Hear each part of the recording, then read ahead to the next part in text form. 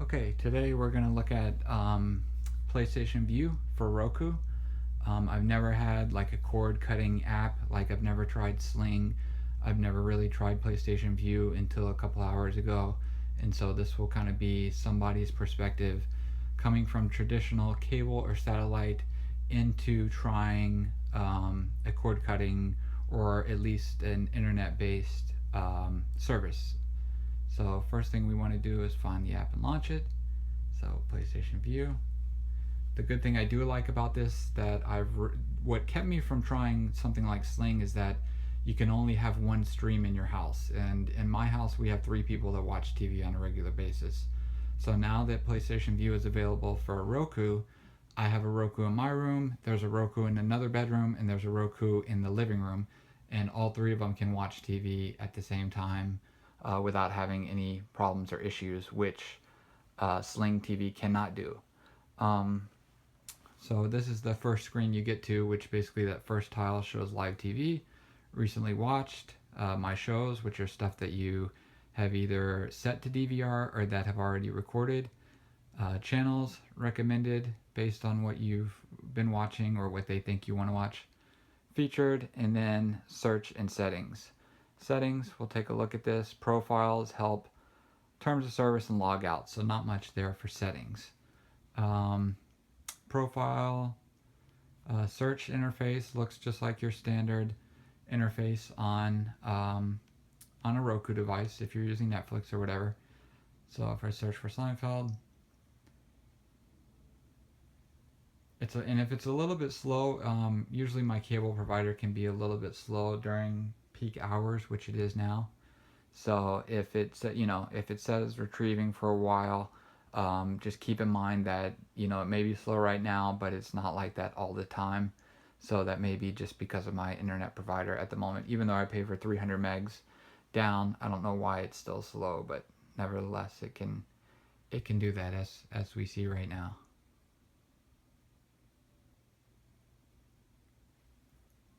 Also, it would probably help if I was hardwired in, but I'm using wireless, and my router's just one bedroom away, so it's not bad. So okay, so we see the recent episodes. It basically tells you that okay, if you like that show, you may like this one. So we'll back out and we'll get to what people really. Oops, actually exited the whole thing. Where people really care about, and that's the live TV experience, which is what really had me fascinated because at $50 or $54 to be able to get the channels you get, which the majority are ones that I watch on a traditional pay TV subscription. It's pretty enticing. So if I can get this thing to load, we will get into the live TV. Which last night when I installed it, it was probably about 11 o'clock at night, West Coast time, and it just zipped right through. So I know that this isn't a problem with the app or anything. It's more or less just my congestion from my internet service provider. So it shows us highlights of what's on now on live TV, and then you can go to see all TV. And this is basically there's no traditional guide like on the PlayStation Vue. If you have it on PlayStation or you have it on Amazon Fire, you will get an actual grid guide that you can scroll through and see what's on now, see what's coming up. On the Roku, however, you don't get that. Instead, you get these squares that will show you, a screen image of what's on, and then below it tells you the program and then the channel that it's on and if it's live. Scrolling left to right doesn't do anything. It just tiles between the ones that are already viewable. So you can just view you can just scroll up and down to see what all is on and see what all channels you get. By the way, I'm subscribed to the Elite package, so it has the most channels that you can get, but I did not add on any extras, like I didn't add on Showtime or anything like that. So let's see, Nationals. Okay, here ESPN Live, which is a baseball. Let's see how this does. Again, I apologize for the slow loading.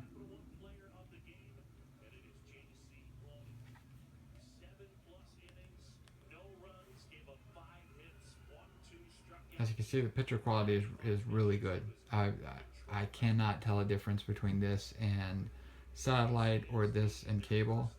So let me turn that down a little bit.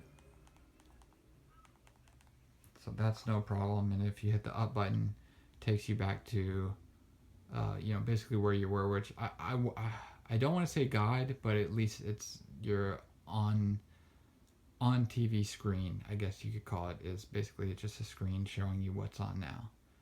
And as you can see, there's quite a bit. I'm in Los Angeles, so I get my local regional sports channels. I get my regular local channels like ABC, NBC, Fox, CBS, and it's all live. So let me see if I can find one of the local ones just to show you that it's not on demand, that it's actual live. Because I know in some markets, um, you don't get live locals, you just get the on demand content. But luckily, I'm in LA, so I'm able to get all my locals. So again, picture quality is good. I'll go back up. Let's see what else we can find. NBC.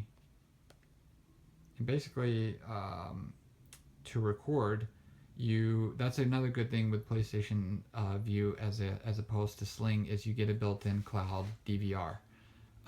Basically, if you set a show to record, so if I go back and I see that, let's say I wanted to record this baseball game, I'll hit the star button on the Roku remote. You can go to episode details, series details, play live, add to my shows, or go to my shows. Add to my shows is basically record, and go to my shows is basically DVR. So if I add to my shows, MLB was added to my shows. So which basically means it's now recording that show. And it'll stay on my device, not on my device, but I'll have access to it from the cloud for 30 days before it deletes itself. So if you're not like one of these people that records, basketball games and you want to keep that game forever, like Kobe's last game, or the Cavs winning the championship for the first time, it's definitely worth it, because the channels you get at the price you get, and you get a DVR function to where you don't have to watch stuff live. You can set your stuff to record and then watch it later, which is what I do. I don't watch a lot of live TV, but I record a lot of live TV.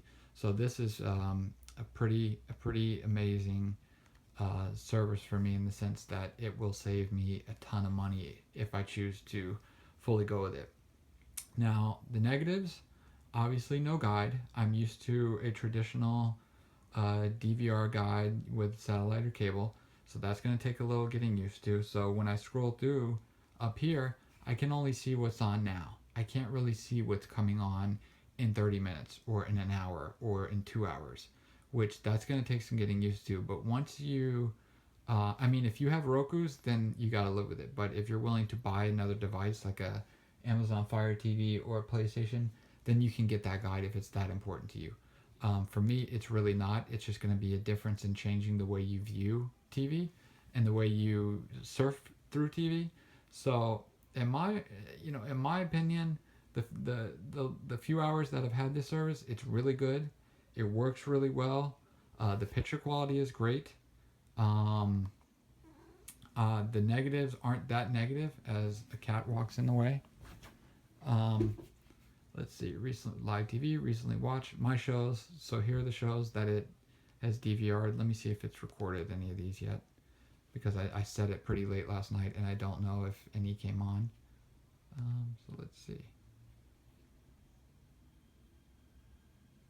And then another thing, I don't know if we'll see it on this, but if it goes to a commercial and it's a local commercial, or a commercial that hasn't paid, the service to be intertwined in, you'll just get a blue PlayStation logo that just says commercial break in progress. But that really has only happened on ESPN a little bit. On regular shows, it hasn't been that bad at all. So overall, I honestly am very, very surprised with this service. I did just the 7-day trial just to kind of check it out, see how it does, see how I like it. And so far, I can honestly say that I can see myself subscribing to this service long term and ditching my cable or satellite provider. The only negative is there's not a lot of movie channels, but that's kind of where you can subsidize that with Netflix or HBO Now.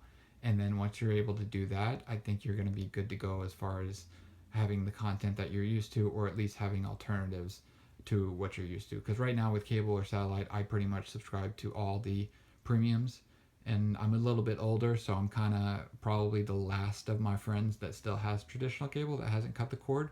But this makes it very, very easy and very seamless to quote unquote cut the cord and still keep all the channels and the content that you're used to watching on a nightly basis. So um, once again, this has been the review of PlayStation Vue on Roku. If you have any questions, just drop a comment and I will respond. Thanks.